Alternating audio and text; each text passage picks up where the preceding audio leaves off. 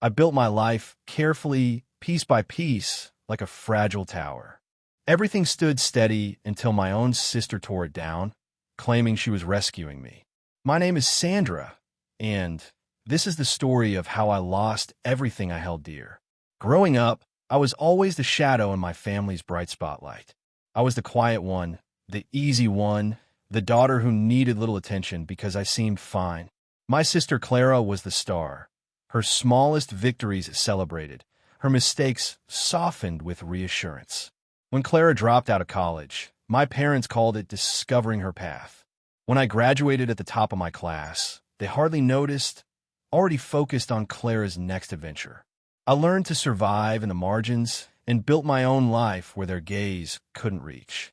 At 27, I bought a home, a small ivy-draped cottage on a street that smelled of rain and pine. Every dollar I'd saved from my job in cybersecurity went into it. I'd skipped vacations, worked long nights, and fought for stability. That house was my rebellion, proof that I wasn't invisible. The day I signed the deed, I called home, my voice trembling with pride. "I bought a house," I said. My father's tone was flat. "That's ambitious, Sandra. Can you handle it?" Clara cut in, sharp as glass. "She'll be drowning in a year." I swallowed the sting, hung up, and stood alone in my new kitchen, their doubt echoing louder than the silence. That cottage became their favorite joke. At every gathering, Clara smirked across the table. "Still stuck with that money pit, Sandra? Renting means freedom." My parents nodded along, treating me like a child playing pretend while Clara bounced from job to job, bartending, freelancing, drifting. No matter how unstable she was, they softened her falls with money and praise. Somehow, my stability was the punchline. Last spring, work sent me to Southeast Asia for 7 months. My job in cybercrime kept me buried in classified investigations, decoding trails, and working with global agencies. Before leaving, I locked down my cottage like a fortress.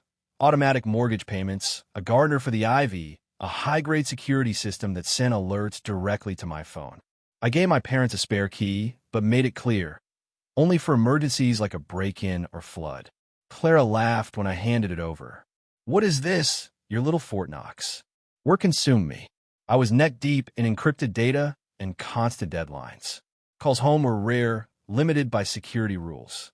During one, Clara teased, "Your house hasn't crumbled yet, don't worry." I laughed. I trusted her. That was my mistake.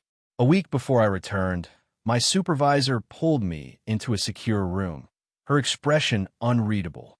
"There's a problem with your property, Sandra." She showed me a classified alert. Someone had filed a sale for my cottage. "My house was sold," I whispered, my stomach turning. "It's flagged as fraud," she said. "Your address is monitored under federal clearance. This could be a national security breach." I flew home, my pulse pounding.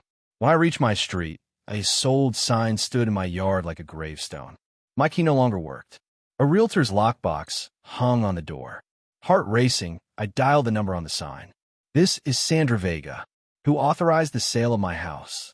The realtor's tone was casual. "Oh, you're Clara's sister. She said you were drowning in debt, couldn't keep up. She took care of the paperwork, power of attorney. Everything was clean and legal. You're free of the burden now." Free of the burden. I felt gutted. I called Clara. She answered from a party at my parents' house, her voice smug. "Surprise, Sandra. I sold your place. Got you 310 grand. You were in over your head." "You're welcome." "You had no right." I snapped chest tight. "That was my home." "Relax," she laughed.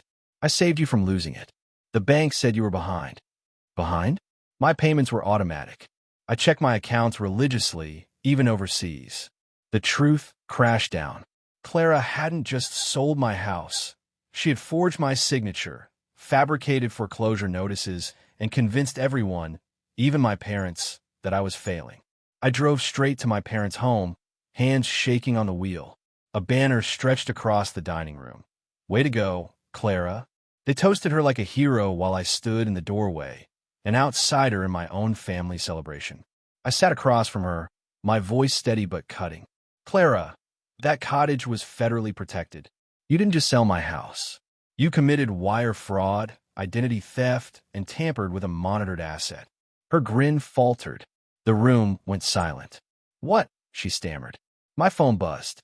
Agent Vega, we need you," my supervisor said. "The FBI is at the buyer's office. Arrests are underway." Moments later, agents stormed into my parents' living room.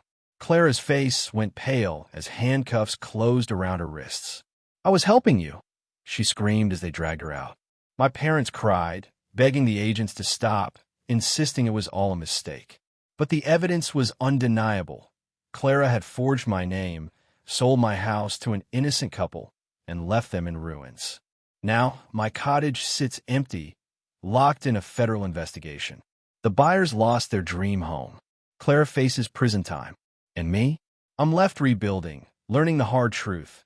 Love doesn't always mean trust. Have you ever been betrayed by family? Share your story. It helps to know I'm not the only one.